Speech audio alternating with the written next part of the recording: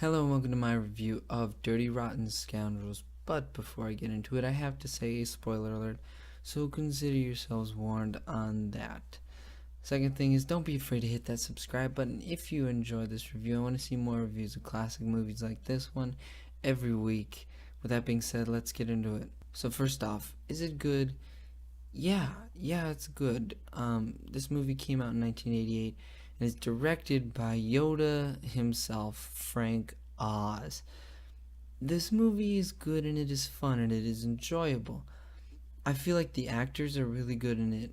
I feel like they could all pull off the comedy, and I feel like the premise is it's very good for a comedy and the type of movie that this movie was going for. But to me, I feel like it could have been better. I don't know why, but going into this movie, I had a certain expectation of it being funny because you have an amazing comedic actor in Steve Martin, and you have Michael Caine, who is very good actor. I have never seen him in a comedy like this before, so I wanted to see what he did. But to me, just some of the parts just don't equal what I expected going into it. I felt like the actors were great and the premise is good, but what the movie was, just didn't quite meet my expectations.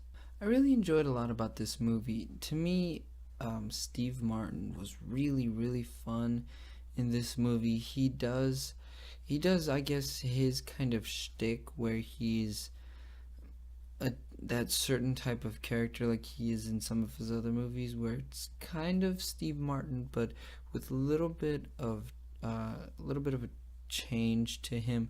But overall, Steve Martin was really fun in this movie. He was cool. I like Michael Caine's reactions to a lot of the things that happen in this movie. He, like him reacting to Steve Martin and how Steve Martin just kept on showing up, and Michael Caine's reaction to that was really good.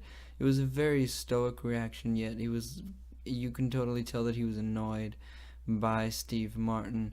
And Michael Caine works great as the mentor, in this for a short while, and then once they make the bet, he works great as an opponent. I mean, he is always, literally, almost always one step ahead of Steve Martin. And even when Steve Martin pulls like the fast one about like getting the naval uniform and then getting a wheelchair and pretending to be crippled, Michael Caine just totally goes with it, and Michael Caine does an amazing job in this movie. The dialogue in this movie is really fun too. I feel like Frank Oz, I think he wrote it, or he at least helped write it, but it was very clever in this movie.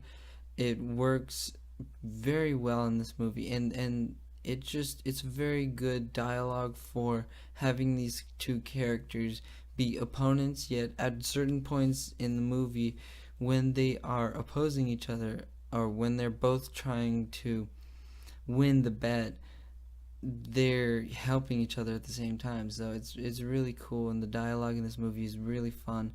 Glenn Headley was awesome playing the innocent lady that they were to swindle, and it was so cool because she played that great, and I had no idea the twist was coming until she gave back the bag with Steve Martin's character's clothes in it. Freddie Benson is Steve Martin's character. But until she gave back that bag, I had no idea that she conned them. And then once that happened, I was like, oh, she conned them. And she does a really good job. I love that twist. It ended on an amazing note. The ending set up for it's set up for a sequel, and I guarantee you that nowadays the studio would have put out a thing, we're gonna do a Dirty Rotten Scoundrels Part 2. But in this, back then, they set up for a new story with this job that they were gonna pull that was like $16 million. They set up for it, and they left it to our imagination. There was not a Dirty Rotten Scoundrels 2. And it was cool just to see a movie that was It's very fun. It has a cool ending where it sets up a new story, but it's like, you know what? You guys can, you have your story. You come up with what happens next, and I like that.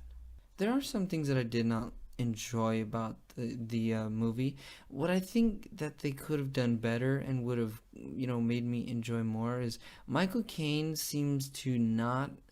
He seems to be that character, or they've. It feels like they didn't give him a lot to work with as far as comedy goes, and it's because yeah, some of his reactions to what Steve Martin does can be funny, but he doesn't get doesn't get the material of comedy that I feel like Steve Martin gets, and neither does Glenn Headley for the most part. Literally in the last like 2 minutes, that's where she gets a couple of funny lines, but for the most part, I think what caused this movie to it kind of died down towards the end for me was that I feel like this movie relied a little bit too much on Steve Martin's ability to be funny. Yes, he is funny for most part of the movie, but once he's funny, I feel like you could have given some material to Michael Caine and Glenn Headley's character to be funny in the movie, and so it wouldn't all rely on one person, because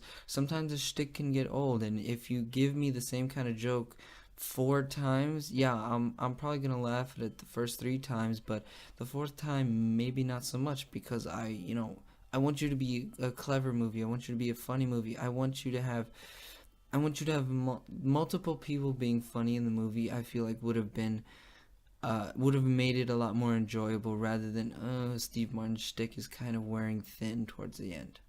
My verdict on this movie is going to be a solid watch. I very much enjoyed the movie. I think the actors in this movie are really good. From Michael Caine, Steve Martin, Glenn Headley, even Ian McDiarmid is in this movie. Yes, Sheev Palpatine is in this movie, and it was kind of weird because I've never seen him in any other movies besides the Star Wars movies, and so it was kind of like, oh no, it was just weird seeing Emperor Palpatine in a butler outfit. It was cool, but it was weird because I just never seen that actor in anything else.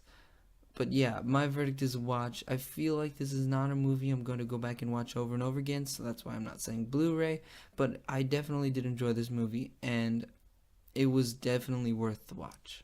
Well, there you go. That's my review of Dirty Rotten Scoundrels from 1988. But I want to know what you think about this movie, so I need you to go in the comment section down below and tell me your thoughts on the movie or my review of the movie. Whatever you have to say it down there. And don't be afraid to hit that subscribe button if you enjoyed this review. I want to see more reviews of classic movies and current movies and trailer reactions and talking Star Wars. So yeah, subscribe if you want to get notified every time I put up a new video, and thank you for watching this one.